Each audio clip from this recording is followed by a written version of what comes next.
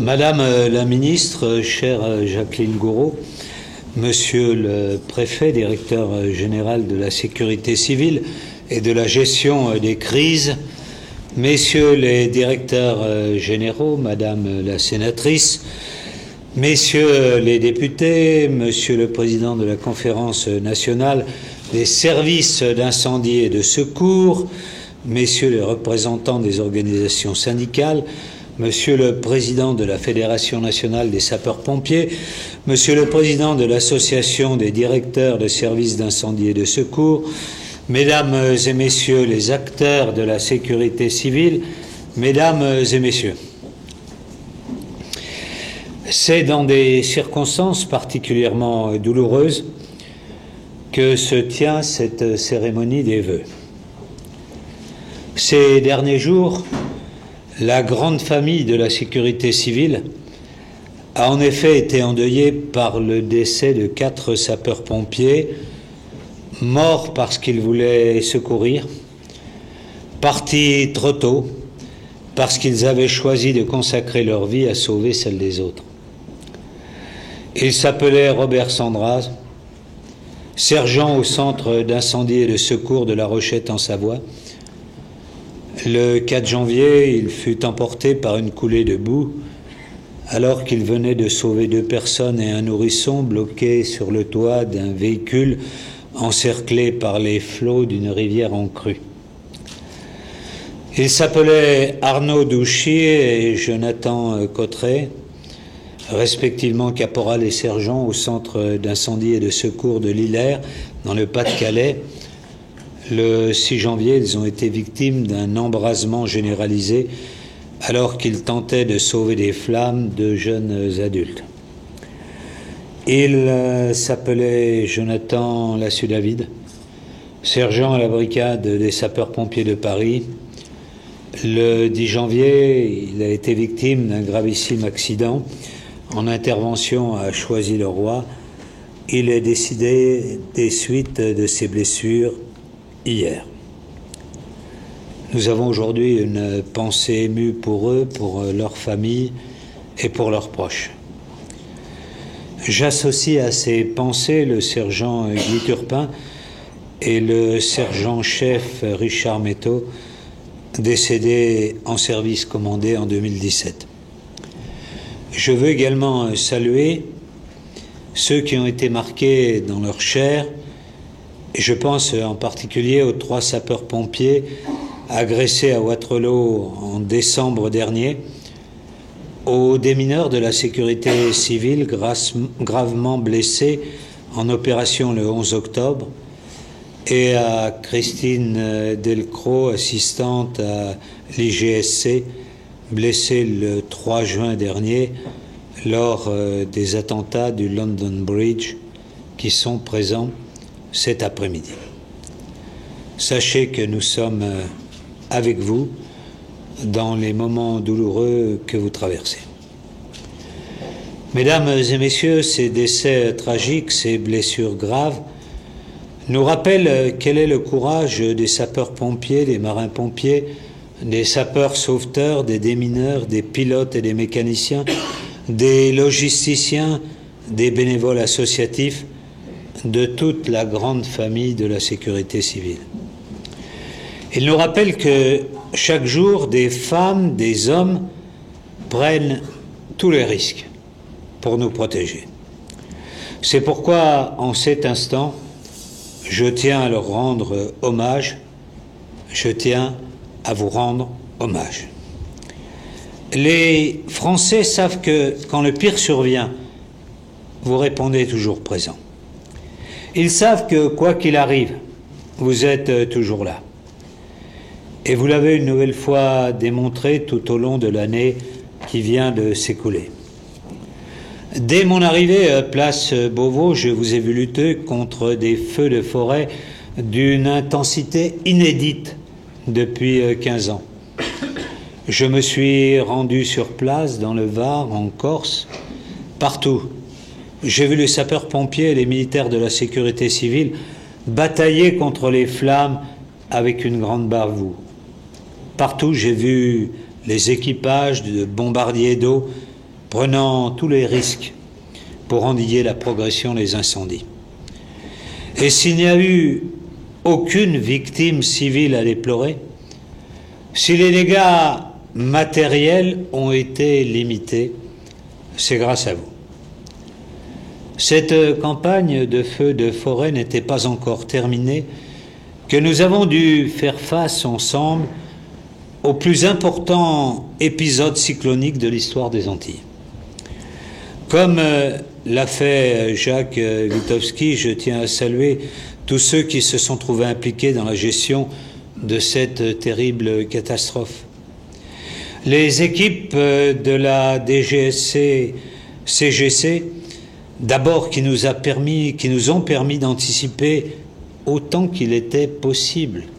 Et c'était compliqué parce que la trajectoire des cyclones n'était pas assurée. Et qui, en salle de crise, ont permis au gouvernement de prendre les bonnes décisions. Toutes celles et ceux qui ont organisé un gigantesque pont aérien avec 1000 personnes projetées, des millions de litres d'eau potable, des vivres, du matériel. Et puis, bien sûr, l'ensemble des troupes présentes sur place, militaires de la sécurité civile, sapeurs-pompiers, bénévoles des associations agréées de sécurité civile, gendarmes, qui ont permis de sauver des vies et d'apporter soutien et réconfort aux populations sinistrées. Mesdames et messieurs, s'il y a ces événements exceptionnels qui, par leur intensité et leur ampleur, et la récente tempête Eleanor, concomitante d'ailleurs d'une recrudescence de feux de forêt en Corse, était de cela, il y a aussi toutes ces interventions du quotidien qui, en 2017, ont une nouvelle fois permis de sauver des milliers de vies. Les chiffres parlent d'eux-mêmes. En 2017, les sapeurs-pompiers ont réalisé 4,6 millions d'interventions, soit une toutes les 7 secondes, prenant en charge 3,6 millions de victimes. Que ce soit au cœur des grandes villes ou dans les plus petits de nos villages, pour intervenir sur un incendie d'habitation ou un accident de la route, vous avez toujours répondu présent. Parfois, c'est dans des contextes particulièrement risqués que vous avez dû intervenir. Ce fut le cas lors des attentats que notre pays a connus. Mais c'est aussi le cas à chaque fois que vous êtes mobilisés dans des situations où la menace NRBC, nucléaire, radiologique, biologique et chimique, est particulièrement élevée.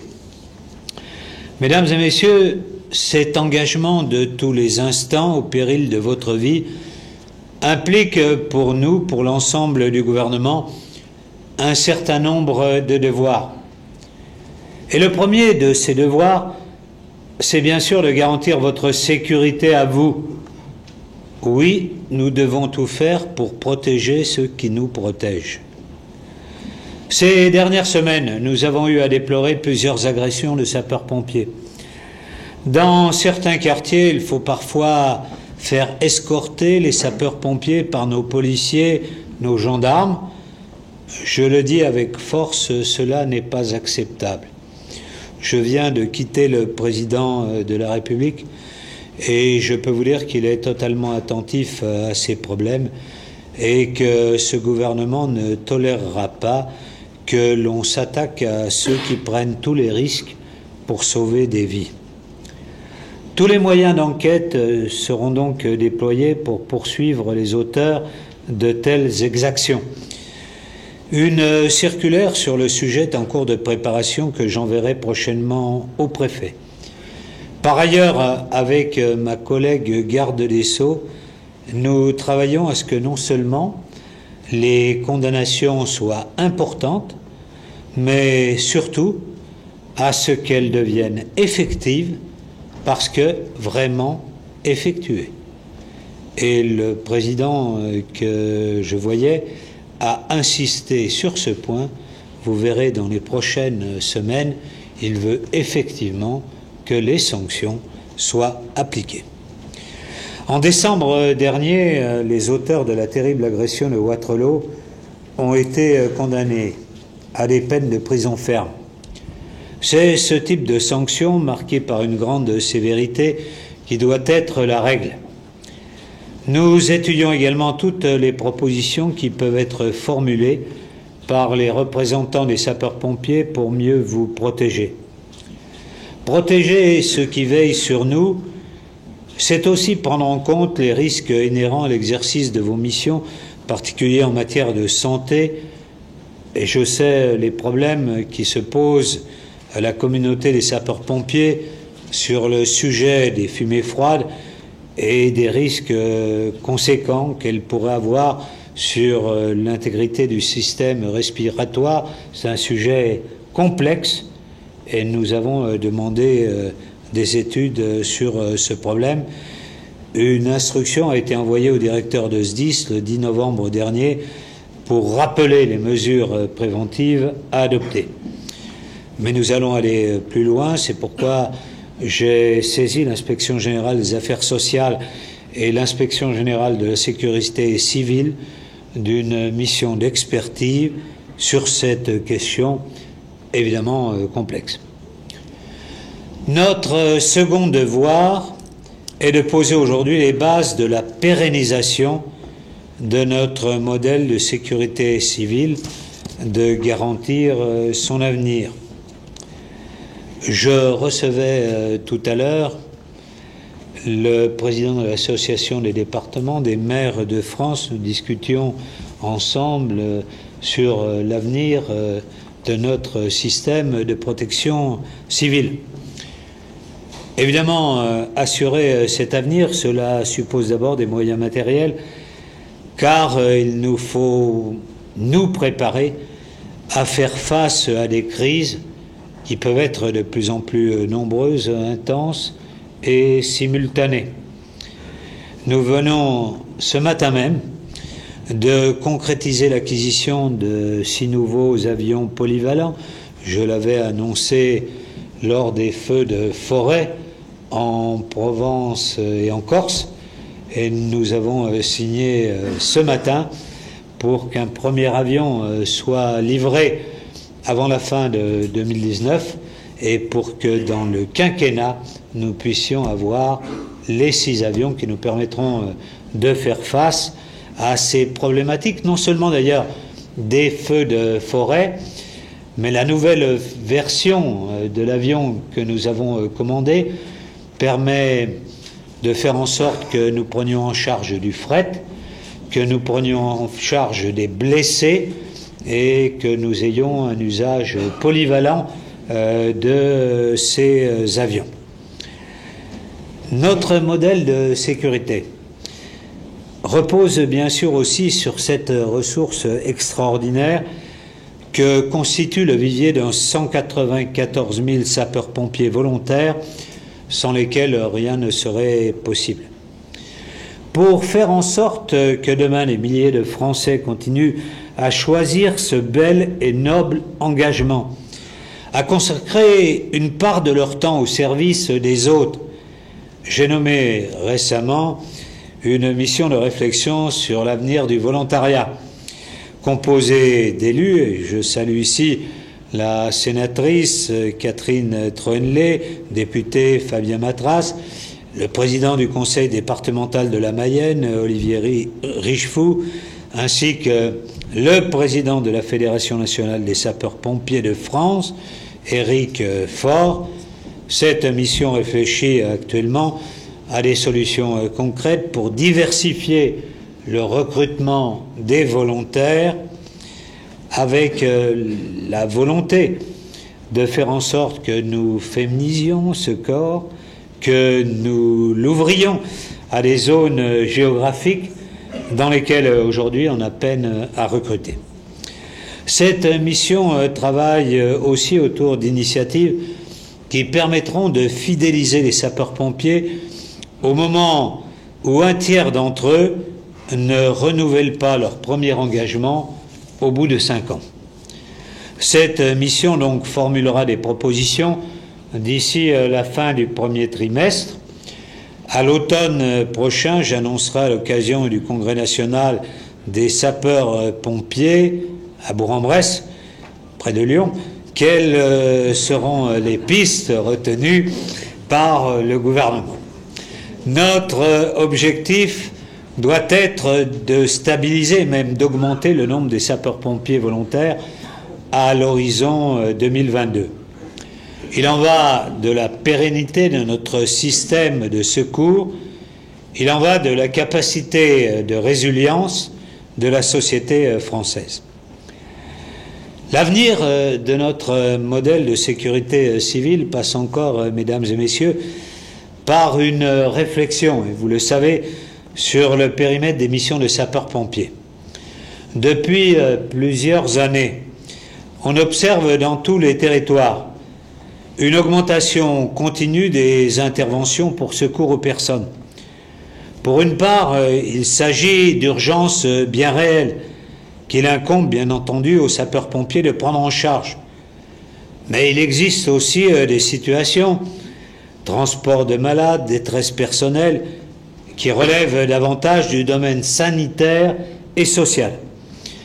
Une telle tendance ne saurait se prolonger indéfiniment, car c'est tout le modèle de sécurité civile qui alors serait saturé et à terme menacé. C'est pourquoi ces dernières semaines, 2 groupes de travail ont été lancés entre le ministère de l'Intérieur et le ministère de la Santé. Le premier groupe, sur le sujet des carences ambulancières, vise à définir dans quelle situation précise les SDIS doivent se substituer à une offre privée aujourd'hui sous-dimensionnée. Le second porte sur les interventions liées aux détresses sanitaires et sociales. Sur ces 2 thématiques, nous sommes donc au travail et des décisions fortes devront être prises durant le courant de l'année. Enfin, notre modèle de sécurité civile se doit d'entrer pleinement dans le XXIe siècle en prenant le visage de la révolution numérique. Le SGA-SGO, système unifié de gestion des appels, alertes et opérations, sera déployé dans tous les SDIS à partir de 2021. Nous en avons parlé ce matin avec le président des départements, et je crois que le ministère prendra toute sa part et que nous commencerons à réaliser avec les SDIS qui seront volontaires. Je demande donc à tous les directeurs de SDIS d'en parler à leur président, parce que je pense que c'est l'avenir. Être capable d'une interopérabilité entre les différents SDIS, c'est évidemment quelque chose de fondamental. Lorsqu'il faut mobiliser sur une zone de feu, il faut effectivement que très vite, nous soyons entre nous capables de communiquer pour arriver le plus vite possible. Et donc, nous déploierons ce système, et j'ai demandé de travailler avec les meilleurs acteurs du numérique. Il se trouve que nous avons un secrétaire d'État au numérique qui est assez performant dans ce domaine. Je lui ai demandé de s'engager pleinement dans cette définition. Et donc, nous aurons un système que l'on propose, mais le nom n'est pas définitif, d'appeler NEX 6, ce que vous connaissez, mais NEX comme le futur, l'avenir, essayer de porter la sécurité du XXIe siècle. Dans un horizon de temps court, une application sera aussi développée pour mieux répondre aux besoins d'indemnisation des personnes touchées par les catastrophes naturelles. Nous l'appellerons ICATNAT. Elle sera proposée d'abord au service de l'État, puis aux communes. Enfin, nous devrons également aboutir sur la question du numéro d'appel unique, le 112. Cela demande beaucoup de coopération, beaucoup de mutualisation, mais donc nous essaierons d'aboutir ensemble. Notre horizon est national, mais nous devons progresser aussi au niveau européen. Les feux de forêt qui ont endeuillé le Portugal et l'Espagne nous ont montré en 2017 qu'une coopération forte devait être trouvée à l'échelle de notre continent. Bien sûr, sur sa version méditerranéenne, mais nous avons convaincu, je crois, nos collègues allemands, qui au départ étaient un peu réticents parce qu'ils ont peu de feux de forêt, qu'ils pouvaient aussi avoir des inondations, des catastrophes naturelles, et donc coopérer ensemble sur la protection civile pouvait être bien pour les uns et pour les autres. En 2018, je souhaite donc que nous puissions avancer avec nos partenaires, avec le commissaire européen à la protection civile, M. Christos Stylianides, sur l'objectif qui a été fixé par le président de la République de pouvoir constituer une force européenne de protection civile mobilisable à tout moment. Et si d'autres que nous peuvent acheter les avions que nous développons, que nous avons commandés, cela pourrait être bien pour faire en sorte que nous puissions être sur les différents fronts et que nous ne soyons pas amenés à choisir, comme nous avons dû le faire l'année dernière, entre lutter contre nos propres feux ou porter secours à d'autres. Nous aurions une flotte qui pourra aller sur les différents fronts de situations difficiles. Mesdames et messieurs, protéger, sauver, c'est pour beaucoup ici votre métier, c'est pour vous tous l'engagement de votre vie. Mais sur ces sujets, c'est toute la société qu'il nous faut mobiliser. Or, nous pouvons encore beaucoup progresser sur cette question. Car si la société française s'est montrée très résiliente face aux différentes attaques que nous avons subies ces dernières années, nous avons, quand on se compare à nos partenaires européens, à d'autres pays dans le monde, pris beaucoup de retard pour ce qui est de la formation de la population aux principes fondamentaux de la protection civile. Trop peu de Français sont en effet formés à réagir en cas de crise. Trop peu de Français sont formés aux gestes qui sauvent. Et Monsieur le Président, pour en avoir parlé avec tous mes collègues, je crois, pour ne pas dire des mots, comment dirais-je, trop représentatifs, que nous sommes en route. Donc, dans son discours du 19 octobre dernier, le président de la République a fixé l'objectif que 80% de la population soit à la fin du quinquennat formée à de tels gestes. Ce sera un de nos grands défis pour 2018. Mobiliser les collectivités locales, mais aussi la communauté scolaire, universitaire, les entreprises, le tissu associatif, pour que partout en France, on apprenne ces gestes simples qui sauvent des vies.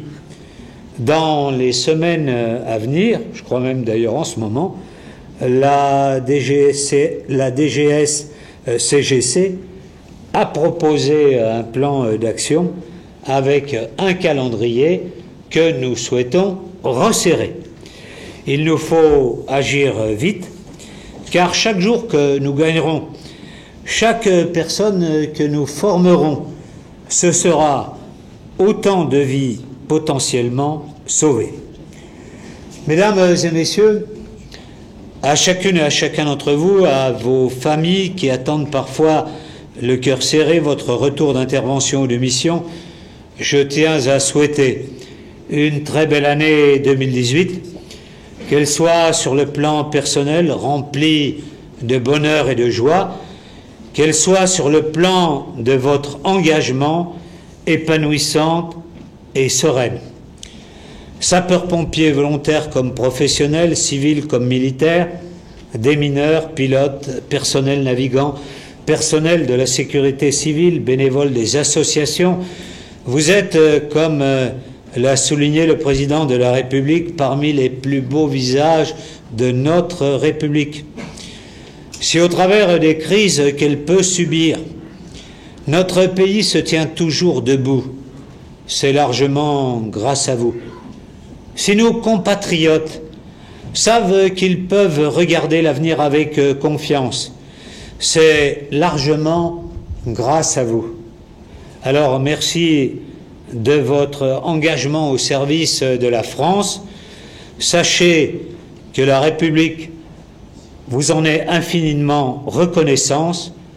Vive la sécurité civile, vive la République et vive la France.